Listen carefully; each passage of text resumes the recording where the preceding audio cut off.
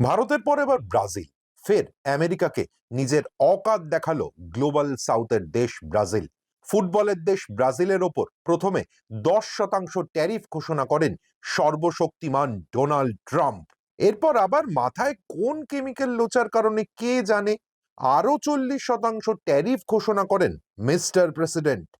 Trump সাহেব হয়তো ভেবেছিলেন ব্রাজিল ভয় পেয়ে আমেরিকার পায়ে এসে পড়বে, তবে ব্রাজিলের প্রেসিডেন্ট লুলা ডা সিলভা যে অন্য ধাতুতে গড়া তা হয়তো বুঝতে পারেননি অলমাইটি ডোনাল্ড ট্রাম্প। মার্কিন প্রেসিডেন্ট ফোনে তার সঙ্গে কথা বলার প্রস্তাব দিয়েছেন শুনেই পত্রপাঠ সেই প্রস্তাব খারিজ করে দেন লুলা। তিনি জানান ট্রাম্পের বদলে তিনি ভারতের প্রধানমন্ত্রী নরেন্দ্র মোদীর সঙ্গে কথা বলবেন। চীনের রাষ্ট্রপতি শি জিনপিং এর কথাও বলেন তিনি। লুলার মত অনুযায়ী এটা শুধুমাত্র ব্রাজিলের একার সমস্যা নয়, এটা গ্লোবাল সাউথের সমস্যা।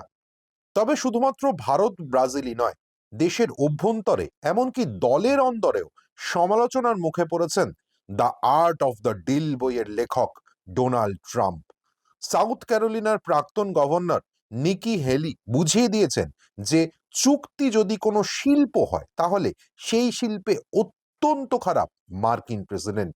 নিজের ইনস্টাগ্রাম অ্যাকাউন্টে নিকি ভারতের ওপর পাহাড় প্রমাণ ট্যারিফ আর চীনকে 90 দিনের কুলিং টাইম দেওয়ার প্রতিবাদ জানিয়েছেন।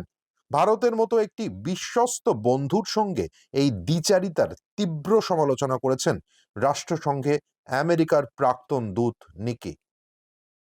তবে এসবে থোড়াই কি আর ট্রাম্প বাবুর। প্রেসিডেন্ট হিসেবে নির্বাচিত হওয়ার সময় তিনি ঠিক করে নিয়েছিলেন দেশকে টেনে নিচে নামাবেনি। তাই তো নির্বাচনের প্রচারে স্লোগান দিয়েছিলেন মেক আমেরিকা গ্রেট থুড়ি ওয়ার্ডস এগেন।